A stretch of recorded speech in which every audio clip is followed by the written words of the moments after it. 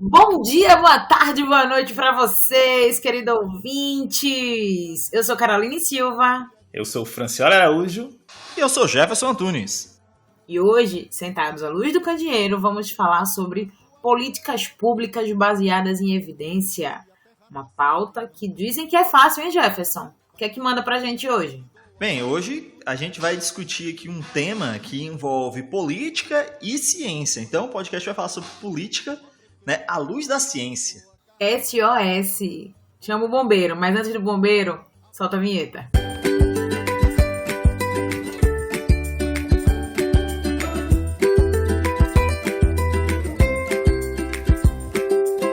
Tá, mas já que a gente vai falar sobre política pública baseada em evidência, o que é isso? Vamos lá. O termo evidência vem do inglês evidence, que significa algo como provas ou indícios que apontam para a verdade de uma sentença ou uma proposição.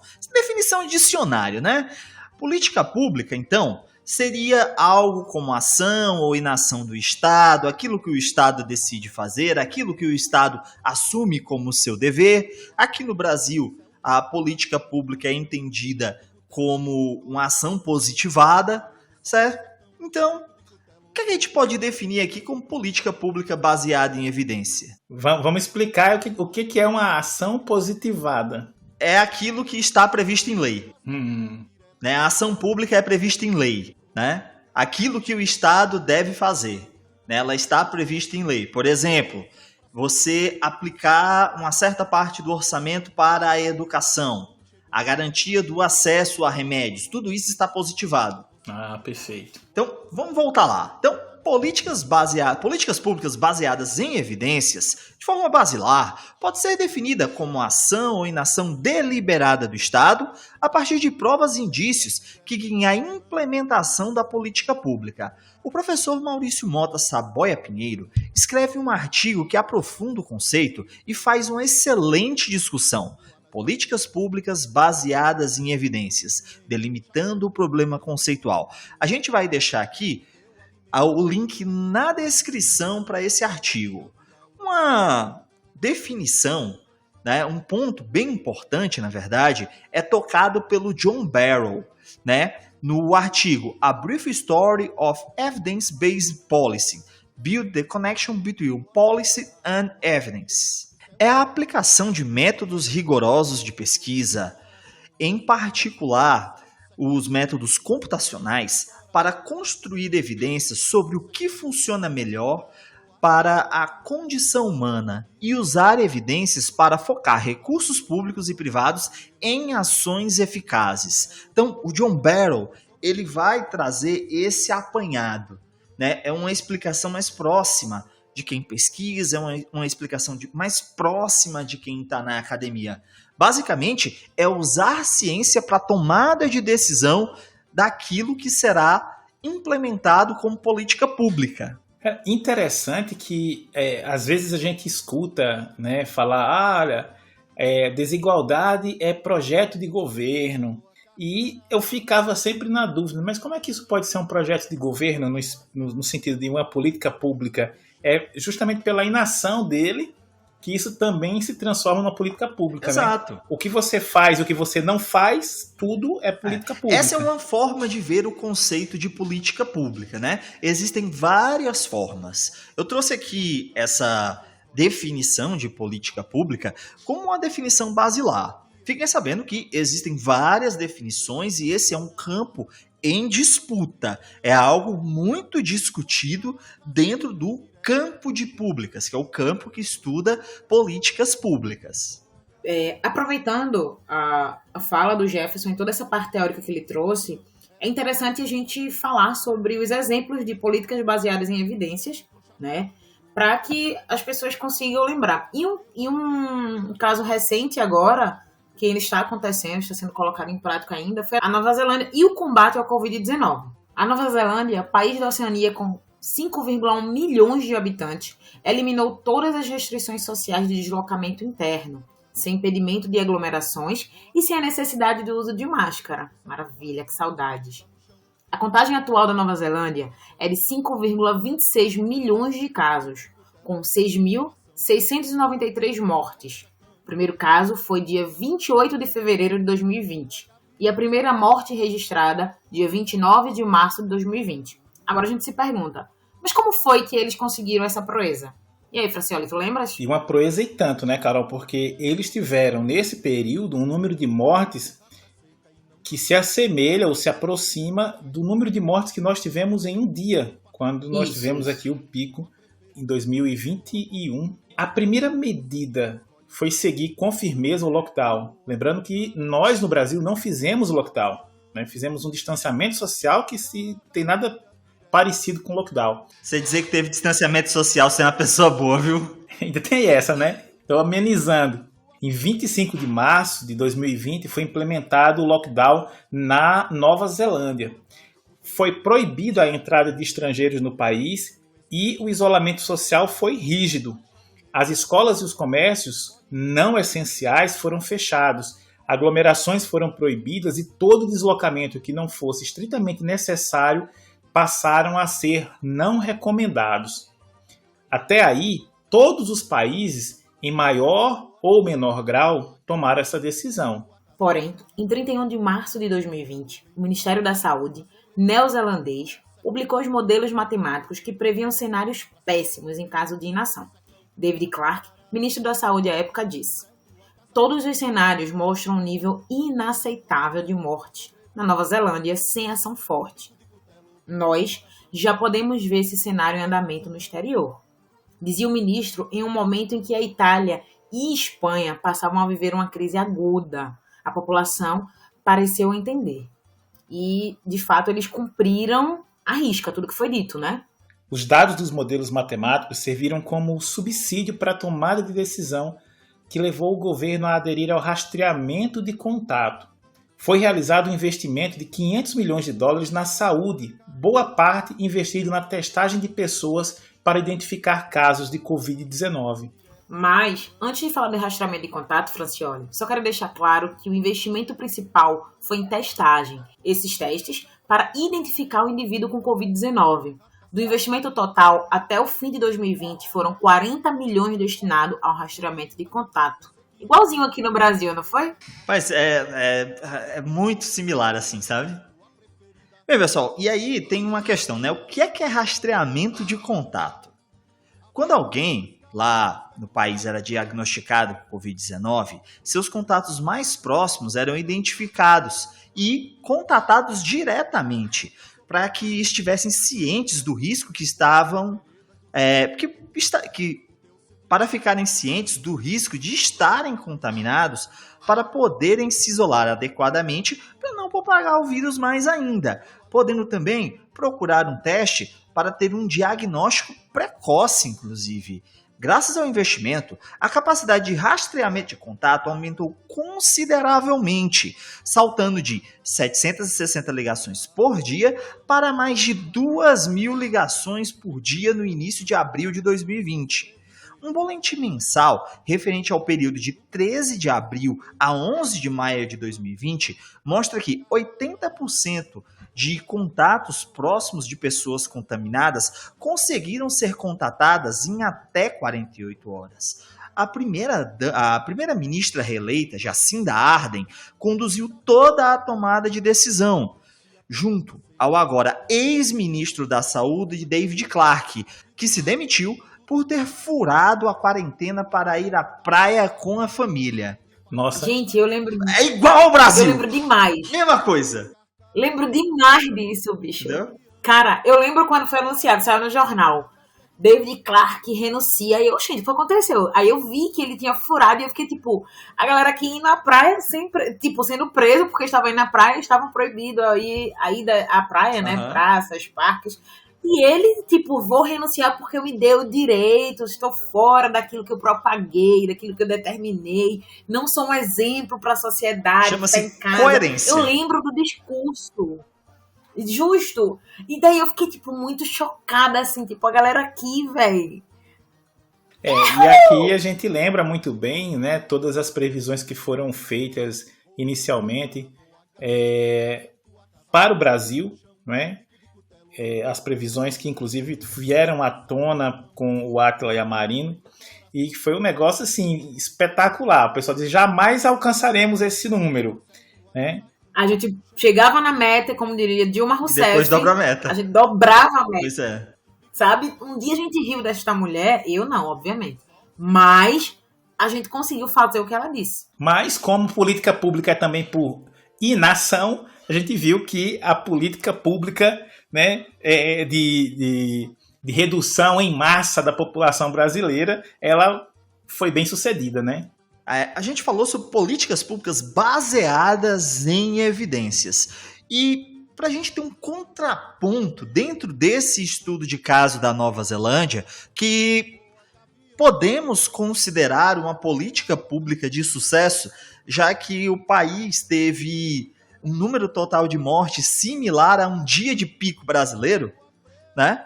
Vamos pensar em outras políticas, agora fora da Covid-19, né, que tenham consequências justamente por ser políticas públicas que não são pensadas a partir de evidências. Lá por volta de 2011, surgiu o programa Água para Todos, que buscava reunir ações preventivas para uma melhor convivência com as consequências da seca por meio de instalações de cisternas.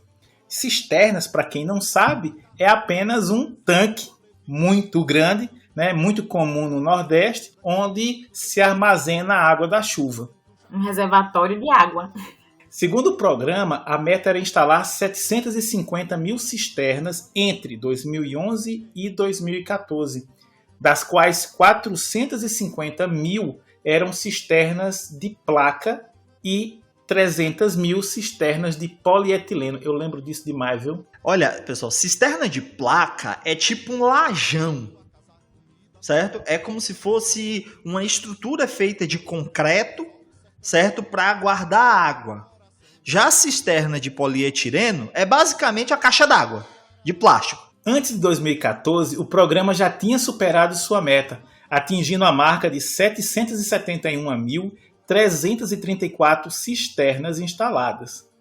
Mas havia um problema não previsto pelas metas. Enquanto a cisterna de placa é feita de cimento enterrada no solo e seus materiais são de fácil acesso, em qualquer comércio de construção na cidade, possibilitando envolvimento da comunidade, mutirão para a construção, a cisterna de polietileno é feita deste mesmo produto, uma espécie de plástico escuro que simplesmente já vem pronto de fábrica e é simplesmente instalado, não necessitando da participação da população. Primeiro que o polietileno não é preparado para as altas temperaturas do Nordeste, o que chegou a resultar no derretimento de algumas dessas cisternas por volta de 2012 no Piauí. Além disso, há indícios que a elevada temperatura e a exposição ao sol têm feito o polietileno, em virtude da cor escura do material, absorver bastante calor. A consequência?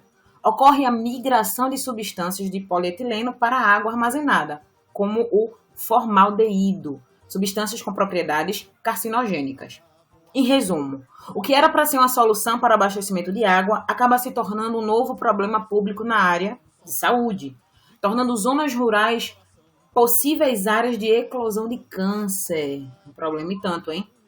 Tendo em vista a falta de estudos preliminares sobre as particularidades territoriais de um determinado material. Bem, caso alguém tenha mais curiosidade sobre o tema, meu colega Estevão Arraes realizou um estudo que foi publicado no periódico Abordagens da Universidade Federal da Paraíba. A pesquisa se chama Problemas Públicos e Interesses Privados, compreendendo as condicionantes que promovem a inserção de cisternas de polietileno no programa Água para Todos. O link nós vamos deixar na descrição do episódio.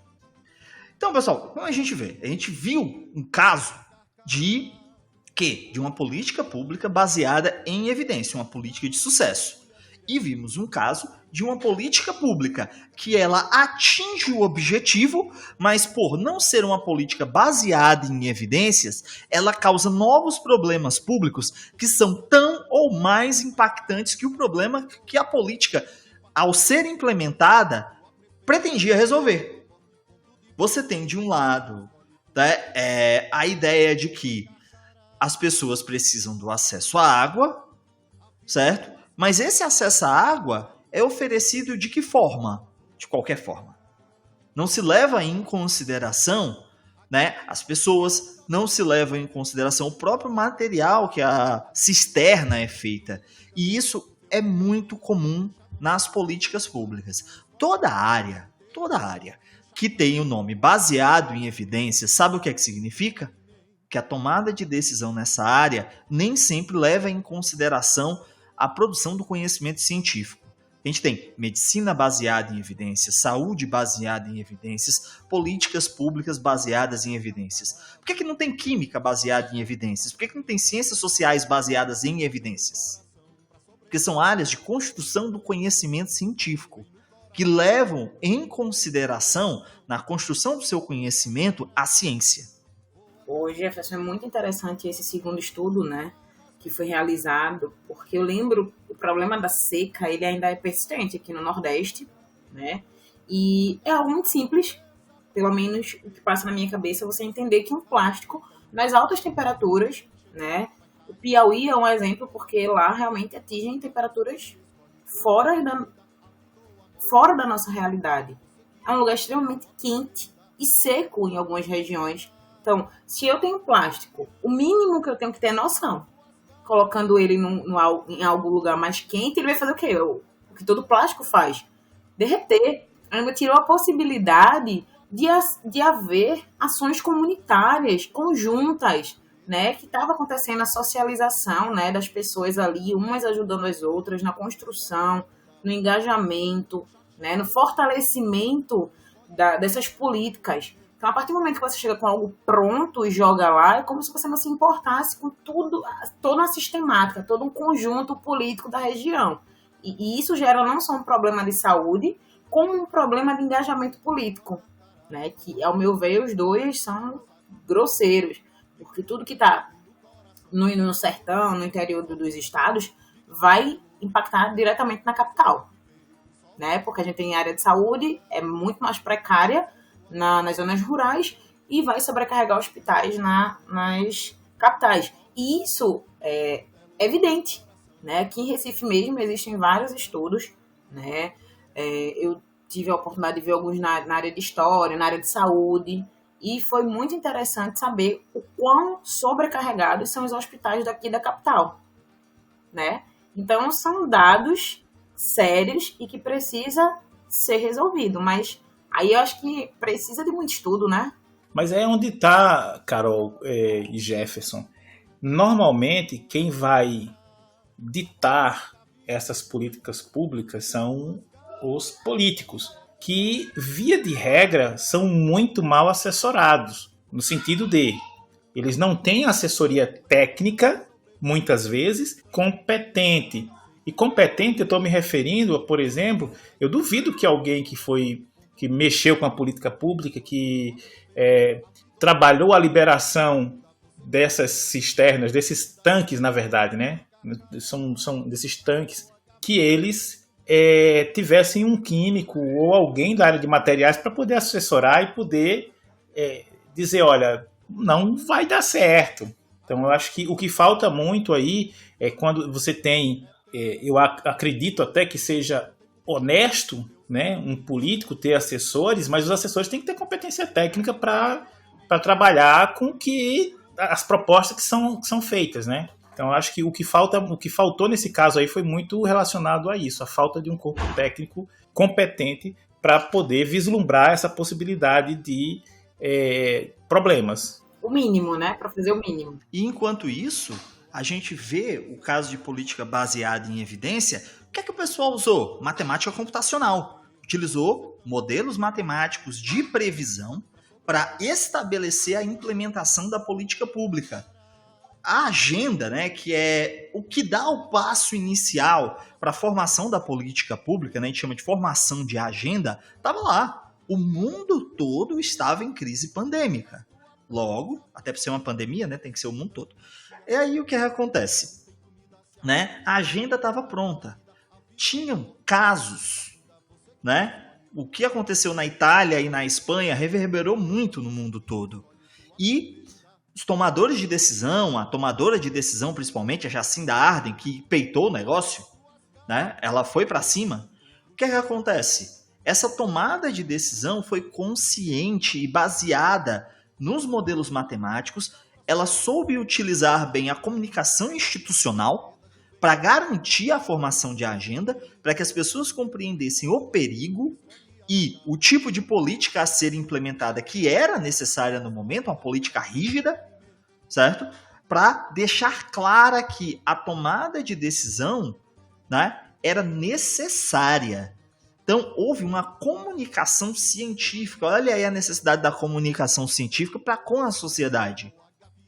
Né? O investimento de comunicação é dentro do campo da divulgação científica, dentro do campo da comunicação científica. Então, nós temos vários aspectos que levaram essa política pública a ser uma política de sucesso. Não foi só a modelagem estatística, não foram só os modelos computacionais, mas a forma como a população foi informada.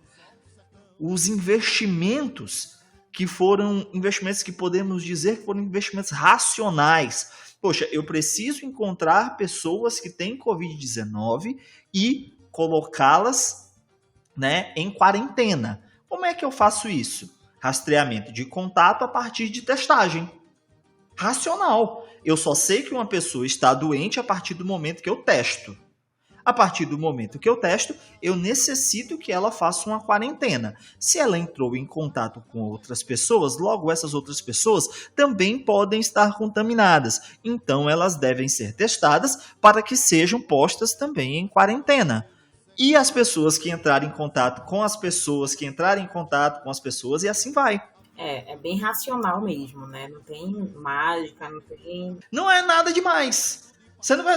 não, ela encontrou um meteorito que caiu do céu e dentro do meteorito saem 3 seres iluminados. Não. Matemática computacional e racionalidade dentro da tomada de decisão. Tem nada a ver com madeiro, né? Tem nada a ver com dono de madeira dizendo que, olha, vai morrer só 5 mil. É? E é aceitável. Mas voltando, eu lembro muito disso, Jefferson. Eu tenho um amigo que ele é estatístico e ele fez os cálculos, sabe? E ele disse que já tinha uma galera de São Paulo trabalhando com isso, que ele estava bem engajado na época, ajudando a galera, né, a modelar isso tudo e se propuseram a trabalhar em favor do país. Mas, infelizmente, a gente viu muitas coisas acontecerem que não foram legais para ninguém, né? E que é muito pesado. Mas tinha-se profissionais competentes à disposição para este trabalho. Assim como a gente precisava de profissionais competentes nas políticas públicas para o retorno de como vou conversar, dialogar com a população, né? Uma população essa brasileira que é enorme, comparado a, cara, nem sei o que de tanta gente, né? E tantas formas diferentes que isso teria que ser repassado. Então, aí a gente vê os estudos de caso e as falhas. Assim como a gente viu a falha lá na política de água, né? Tentar organizar para que não faltasse água nessas cidades, né? Nessas áreas.